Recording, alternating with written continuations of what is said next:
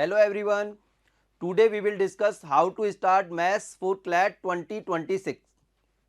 Generally जो बच्चे CLAT की प्रिपरेशन करते हैं वो ऐसा सोच के करते हैं कि आगे जाके उनको मैथ्स नहीं पढ़नी पड़ेगी और क्लैट में मैथ्स आती भी थोड़ा कम है कि 120 में से 12 क्वेश्चन ही आते हैं। बट अगर आपको टॉप 500 रैंक लेके आनी है या टॉप एनालिस्ट आपका सपना है तो उसके लिए तो मैथ्स आपको पढ़नी ही पड़ेगी। तो अब ऐसे में बात आती है कि सर हम स्टार्ट कैसे करें मैथ्स, क्योंकि ये बचपन से फोबिया बना हुआ है कि सर हम मैथ्स हमसे नहीं होती है, मैथ्स बड़ा टफ सब्जेक्ट है, क्या करें कैसे करें, ये अपना एक तरह से बहुत बड़ा चैलेंज होता है। बट अगर आप देखेंगे कि क्लैट के अंदर जो मैथ्स आती है वो बहुत 8th स्टैंडर्ड की या बहुत देखा जाए तो लोअर स्टैंडर्ड की मैथ आती है, बहुत हाई लेवल की मैथ्स नहीं आती है कि यहाँ पे अपने को ट्रिग्नोमेट्री पढ़नी है, अलजेब्रा, ऐसा कुछ नहीं है। अपने को 8th या 10th स्टैंडर्ड की मैथ ही पढ़नी होती है और उसमें जो बेसिक टॉपिक हैं वही अपने को पढ़ने होते हैं। तो आज जो हम डिस्कस करेंगे, क्या डिस्कस करने वाले हैं, कंटेंट ऑफ डिस्कशन में क्या बात करेंगे कि सर सबसे पहले तो कंप्लीट यूर सिलेबस। सबसे पहली बात आती है कि सर हम सिलेबस कंप्लीट करें और सिलेबस क्या होता है ये भी हम यहाँ पर डिस्कस करेंगे। उसके बाद प्रैक्टिस क्वेश्चंस कैसे करने हैं, फिर बात आती है कि रिवीजन कैसे करना है, उसके बाद मॉक टेस्ट में क्या करना होता है, ये सब हम बात यहाँ पर डिस्कस करने वाले हैं। तो बेटा सबसे पहले बात आती है इंपॉर्टेंट टॉपिक्स फॉर क्लैट। ठीक है, इंपॉर्टेंट टॉपिक्स फॉर क्लैट यानी क्यूटी के अंदर या क्वांटिटेटिव टेक्निक्स के अंदर इंपॉर्टेंट टॉपिक्स कौन से। इंपॉर्टेंट टॉपिक्स क्यों बोल रहा हूं, क्योंकि लास्ट 5 ईयर का अगर आप देखेंगे एनालिसिस तो यही टॉपिक अपने पास आए हुए हैं। इनमें percentage, ratio, proportion and average, ये बहुत ज्यादा इंपॉर्टेंट है। उसके बाद जो क्वेश्चंस आए profit loss, simple interest and compound interest and mensuration. Mensuration one time आया ओनली, ठीक है, एक बार ही आया, बट मैक्सिमम टाइम ये 3 टॉपिक आए हैं या फिर कभी कभार ये भी आए हैं।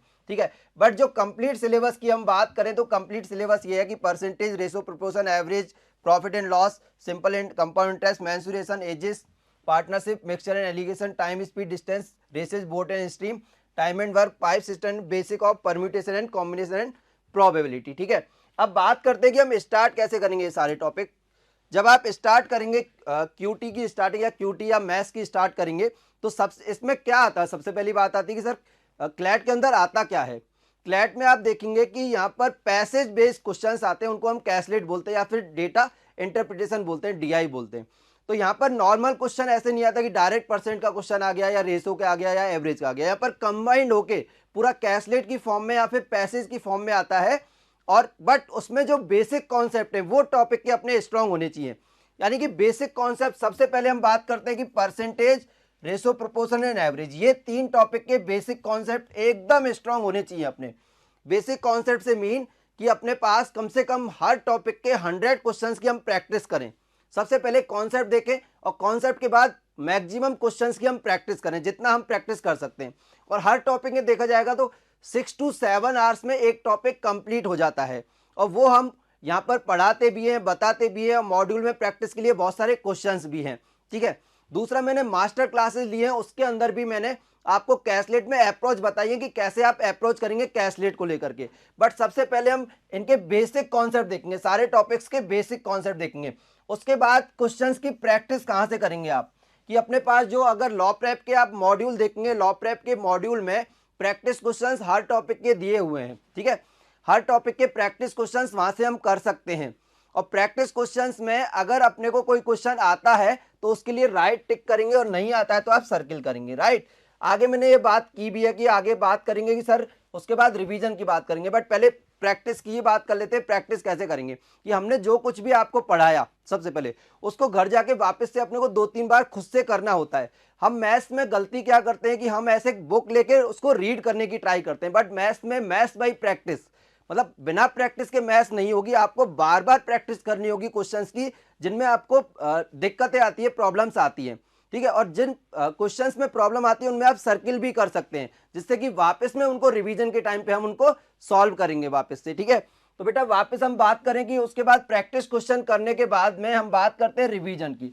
तो रिवीजन कैसे करना होता है, जैसे आप 100 क्वेश्चन का रिवीजन किया तो आप सबसे पहले जब प्रैक्टिस करेंगे तो वहां पे सपोज 100 क्वेश्चंस में से आपके 80 क्वेश्चंस तो आपके फर्स्ट अटेम्प्ट में ही आपने कर लिए थे, तो बचे जो रिमेनिंग 20 हैं उनका ही अपने को रिवीजन करना है, या जिनमें अपने को प्रॉब्लम्स है उनका ही रिवीजन करना होता है। जो चीज़ एक बार में मैथ्स में समझ आ गई है, क्लास में आ गई है या आपसे खुद से सॉल्व हो रही है, तो फिर वापस से भी सॉल्व हो जाएगी, उसमें फिर वापस मेहनत नहीं करनी होती है, ठीक है। बट जो क्वेश्चंस आपसे नहीं हुए हैं उनको आपको बार बार 2-3 बार प्रैक्टिस करना होगा, ठीक है। रिवीजन में यहाँ पर मैथ्स का रिवीजन ऐसे ही होता है, ऐसा नहीं है कि आप रीड कर रहे हैं, मैथ्स में रिवीजन में रीड नहीं करना होता है, जो टॉपिक के क्वेश्चंस आपसे नहीं हुए हैं वही वापस से सॉल्व करने होते हैं।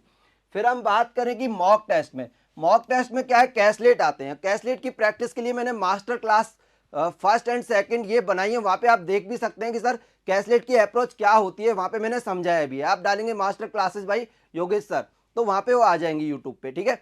या फिर हम क्लास में भी यहाँ पर बताते भी हैं कि कैसलेट में अप्रोच क्या होती है, ठीक है। जनरली डीआई के फॉर्म में आता है, उसको अपने को डिजिट की फॉर्म में कन्वर्ट करना होता है, स्ट्रक्चर बनाना होता है, टेबल बनाना होता है। उसके बाद फिर जैसे सिंपली होता क्या है कि जैसे एक क्वेश्चन आपने किया तो उसमें जो अपना बेसिक जो सॉल्यूशन है वही लास्ट तक काम आने वाला है, तो बेसिक स्ट्रक्चर बनाना होता है यहाँ पे क्वेश्चन का। बट वो जो मैथ्स की बेसिक प्रॉब्लम सॉल्व करेंगे उसके जैसा ही है, उससे अलग नहीं है, ठीक है। फिर हम बात करेंगे मॉक टेस्ट में क्या होता है कि मॉक टेस्ट में जनरली बच्चे मैथ्स अटेम्प्ट ही नहीं करते हैं या छोड़ के आ जाते हैं बिल्कुल, ठीक है। क्यों? और उसके बाद भी घर जाके भी सॉल्व नहीं करते हैं और हम ट्राई भी नहीं करते हैं, तो उसके बाद तो आपका कैसलेट बनेगा ही नहीं। आप as it is main exam में भी वही प्रॉब्लम फेस करेंगे और छोड़ के आएंगे क्वेश्चन।